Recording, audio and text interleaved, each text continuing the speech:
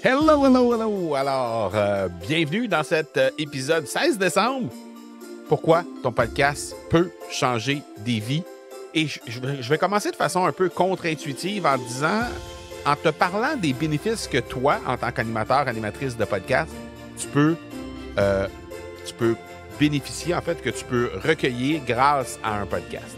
Alors, premier grand bénéfice que nous, on a identifié comme étant 3 grands bénéfices. Le premier des 3, proximité. Alors, évidemment, tu vas pouvoir bénéficier d'avoir la proximité physique avec les personnes qui viennent écouter ton podcast.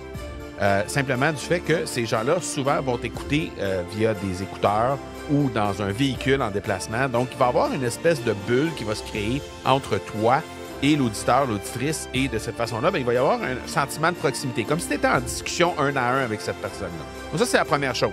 La deuxième chose, c'est le sentiment de notoriété. C'est-à-dire qu'instantanément, lorsque tu vas lancer ton podcast, on va te reconnaître un statut d'expert, un statut notoire dans ton domaine. Et tu vas voir, très rapidement, il va y avoir des gens qui vont t'inviter sur des sommets virtuels, qui vont t'inviter à venir en entrevue sur leur podcast, etc. Donc, simplement parce que tu acceptes de t'exposer, tu acceptes de prendre ton opinion et le mettre sur ton podcast, il y a des gens qui vont être intéressés à vouloir connaître davantage ce que tu peux faire et ils vont t'inviter dans des événements comme ça pour que tu puisses venir parler de ton sujet d'expertise. Donc ça, c'est le deuxième, la notoriété. Et finalement, la troisième, c'est la proximité, c'est la profitabilité. Donc profitabilité, c'est simplement parce que ton podcast peut et doit générer des revenus, des profits par rapport à ton domaine d'expertise.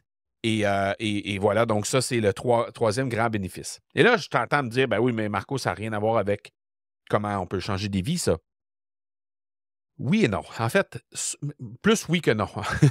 La raison pour laquelle je te dis ça, c'est que si tu fais juste réfléchir un peu à la personne que tu es aujourd'hui, cette personne-là, elle a été façonnée par un paquet de rencontres que tu as fait dans ta vie, par peut-être des rencontres fortuites ou des rencontres désirées, en fait, que tu as forcées. Hein?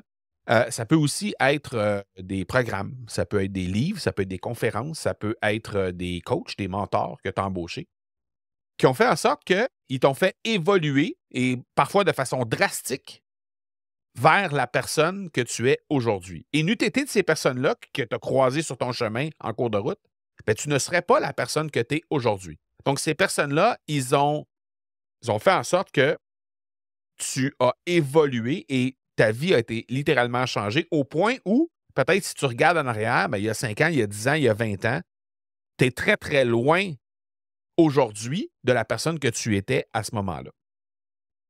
Et lorsque tu animes un podcast, ça te donne la possibilité d'être cette personne-là pour l'ensemble des gens qui viennent t'écouter.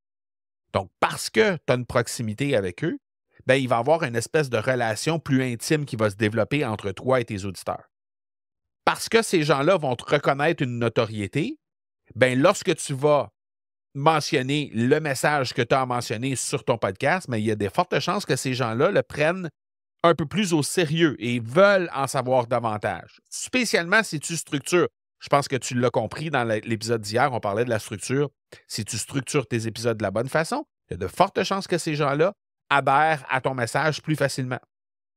Et finalement, la profitabilité, je ramène encore à si tu penses à la personne qui t'a amené à être et à devenir la personne que tu es aujourd'hui, c'est probablement une personne en qui tu as déjà investi, soit via du coaching, soit via un programme en ligne, soit via une formation, soit via un livre, une conférence auquel tu as assisté.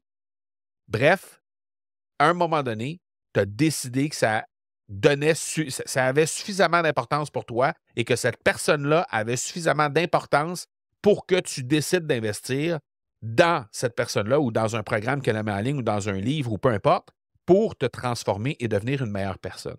Et toi, tu as cette possibilité-là. Lorsque ton message il est bien structuré, comme on en a parlé hier, tu peux faire en sorte que les gens vont accéder à ce que tu as à offrir pour se transformer de meilleure façon. Il y a un de mes mentors qui est un grand entrepreneur américain qui disait la transformation débute avec la transaction. Donc, très souvent, lorsqu'on décide de suffisamment faire confiance à la personne pour investir dans un programme, dans un livre, dans une conférence ou dans du mentorat ou du coaching, c'est parce qu'on veut vraiment prendre le taureau par les cornes pour se transformer, nous. Et on est suffisamment sérieux dans notre démarche pour mettre le temps, mettre les efforts et mettre l'argent qu'il faut pour se transformer. Et c'est la raison pour laquelle il y a plein de gens qui se tournent vers nous pour décider de lancer leur podcast, puis finalement, ils disent, lorsque vient le temps de dire « Ah, est-ce que j'investis, est-ce que je n'investis pas? » Les gens décident de ne pas investir. Et une très grande majorité des gens, finalement, ne lancent pas leur podcast. Et ceux qui le font, dans la très grande majorité de ceux qui le font, même malgré qu'ils décident de ne pas investir dans l'Académie du podcast, ben, ne le font pas de la bonne façon. Et ça fait en sorte que souvent, ils vont abandonner ou ils vont revenir vers nous plus tard pour dire « Ah, j'aurais besoin d'aide parce que là, vraiment, j'ai lancé mon podcast, j'ai 20 épisodes, j'ai 30 épisodes, il n'y a absolument rien qui se passe, il n'y a aucun résultat. Je ne comprends pas comment les gens qui sont dans ton académie réussissent à avoir des résultats. Moi, ça ne fonctionne pas. » Bon, OK, parfait, on peut prendre le taureau par les cornes et commencer à travailler sur la structure. Donc, c'est la même chose pour toi dans ton domaine à toi. C'est exactement la même chose. Les gens vont décider de vouloir changer leur vie en accédant, en investissant. Alors, c'est pour ça que, à la fois, tu vas avoir des bénéfices pour toi en tant qu'animateur, animatrice de podcast, et à la fois, il va y avoir des bénéfices pour les gens qui vont écouter ton podcast et, incidemment, bien, tu vas réussir à transformer leur vie pour la suite des choses. Alors, là, présentement, si tu es dans une situation où tu n'as pas de podcast encore et que ça t'intéresse peut-être de regarder comment nous, on peut t'accompagner, bien, on a un concours qui est là au moment où on se parle et qui s'appelle Pitch ton podcast. C'est disponible au academypodcast.com/pitch, P-I-T-C-H, ton podcast, tout simplement. Tu remplis le petit formulaire et tu déposes ta candidature. On va faire tirer 6 coachings pendant toute l'année 2025.